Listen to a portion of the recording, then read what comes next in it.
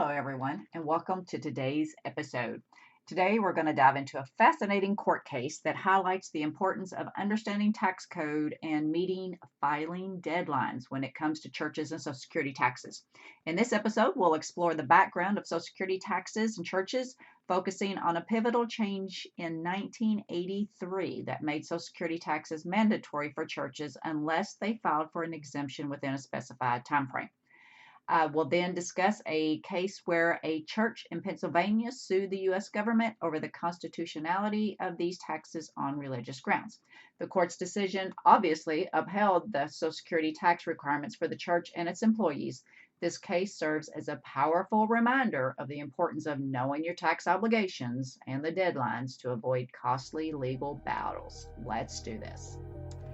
Hello, friend, and welcome to the Church Finance and Minister Tax Podcast. My name is Michelle Brown, and I am honored to be your host. In this podcast, we will discuss topics to help you organize, maximize, and utilize your God-given talents and skills so you can do what you do best, which is take care of the business side of the church and do it with excellence. If you are a church secretary, bookkeeper, administrative assistant, or any other superpower title you've been given, then this is the podcast for you. So grab your notebook and pen, my friend, and your favorite beverage, and let's get ready to learn something cool today. Hello, and welcome to episode 74 of the Church Finance and Minister Tax Podcast. We all know why we're here, so let's dive right on in. First, here is today's episode quote, and it's by the prophet Nahum in the 7th century BC. Nahum said, "The Lord is good, a refuge in times of trouble. He cares for those who trust in him." And I'm so grateful that he cares for me. All right, you ready? Let's go. Prior to 1983, the Social Security law in effect at the time allowed nonprofit organizations, including churches, that met the conditions of Title 26 of the U.S. Code, which is all about taxes, to choose to participate in the Social Security system voluntarily. Okay, so prior to 1983, Social Security taxes for churches were voluntary. They had to intentionally opt in to participate in the Social Security system. If they did opt in, then they were if they did not opt in, they were automatically excluded because employment for Social Security purposes did not include work for nonprofit organizations and churches. Therefore, participation was completely voluntary, and this allowed them to maintain the separation of church and state. However, in April of 1983, Congress repealed the section that excluded churches from being exempt from Social Security taxes effective January 1st, 1984, through the Social Security Amendments of 1983. Then, in July of 1984, Congress passed the Deficit Reduction Act of 1984, which added back in a section that contained an exemption for churches and qualified church-controlled organizations to state that they were opposed for religious reasons to the payment of the tax imposed under Section 3111, which addresses Social Security and Medicare taxes, formerly known as FICA taxes. Keep in mind that this exemption was for the Social Security tax imposed on the employers only and not the church employees, all right? In order to claim this new exemption, the church had to file the appropriate forms within a certain time period.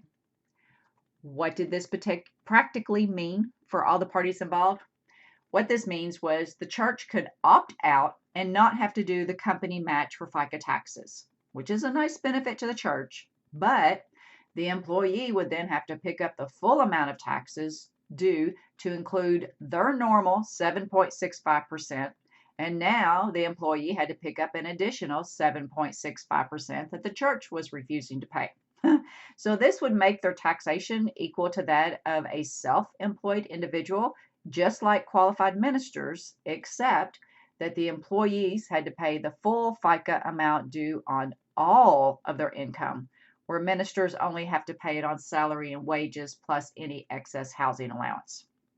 Not such a sweet deal for the employees, huh? So now that we have a little background on Social Security taxes and the church that you may not have known, This brings us to our case for the week. I just love doing these court cases. I think they're just plumb interesting. So in this one, we've got a church in Pennsylvania sued the U.S. government over the constitutionality of Social Security taxes on religious grounds at the end of '84. The church argued that the tax violated their religious beliefs and constitutional rights. Remember that I told you that the churches had the right to file for exemption if they filed the appropriate forms within a certain time period. The election had to be made before the first quarterly 941 return was due, or would be due for the church. Once that election was made, it could not be revoked by the church. Same as for ministers who file Form 4361 to opt out of self-employment taxes. It's non-revocable. Once it's done, okay? It's in effect till Jesus comes back. So the church did not make the election. They filed Form 941 for the first quarter and reported and paid nearly $18,000 in Social Security taxes on or before the April 30th due date. So the form and the taxes were remitted, filed, and paid in a timely manner. Then on May 3rd, less than a week after that, they filed a claim for a refund of the taxes. I guess they didn't like having to pay that 18 grand. All right. So they stated the following three reasons. Number one, First Amendment objections to the tax. Number two, the church believed that it had a religious duty to provide for its members financial security and opposed government interference in this responsibility.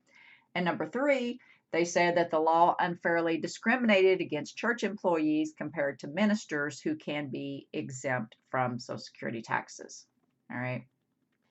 So naturally, the claim was denied in November of '84. So they go to court. Okay. It took 3 years to get the court case settled. Here's what the federal court had to say in 1987 when the court was finally finalized. The case was finally finalized, right? So the court's decision was based on three factors. Number one, free exercise of religion. The court referenced a previous Supreme Court case, which was the United States versus Lee, which ruled that the government's interest in maintaining a sound tax system outweighs individual religious objections to paying taxes. Okay, so basically, the government, what they want outweighs your rights and what you want. Okay. All right.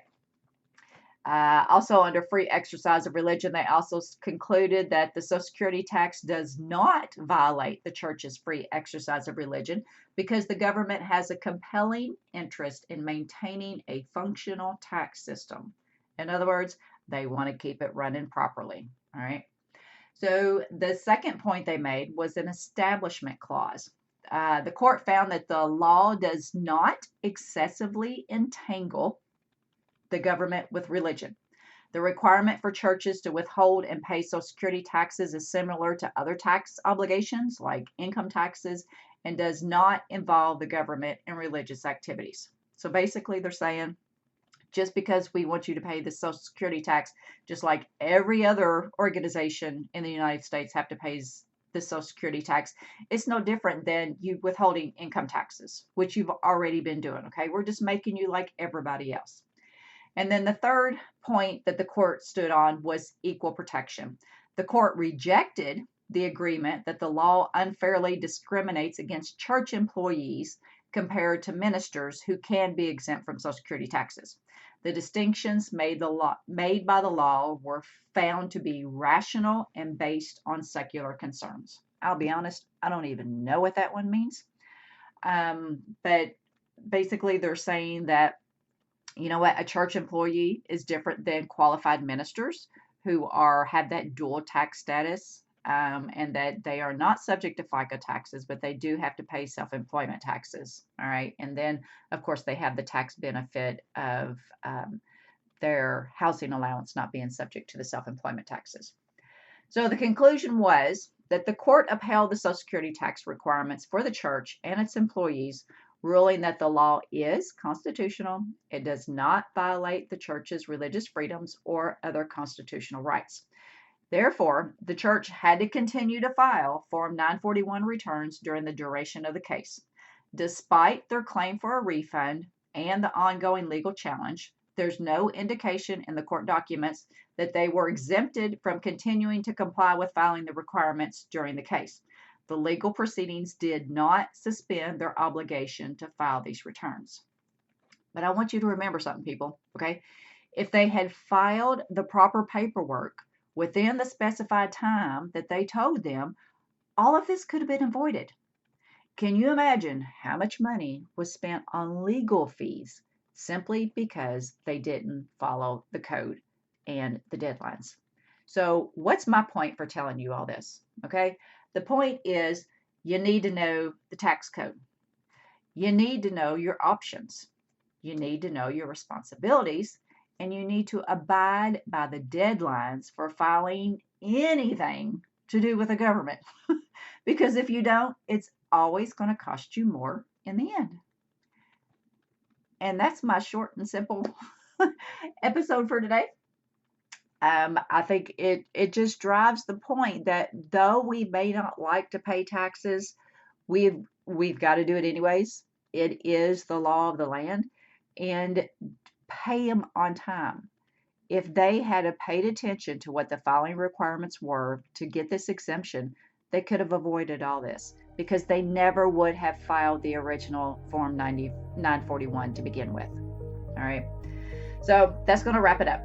Thank you for sharing your time with me today, and let's all strive to make an impact and not just an income.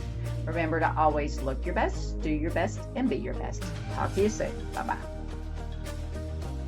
Thanks again for listening today. If you haven't joined our free Facebook community yet, check it out. The address is in the show notes, and it's the Church Bookkeeping and Clergy Tax Facebook group. And please know that no matter what is going on in your part of the world, God's got you, girl. Be blessed, my friend. Bye-bye.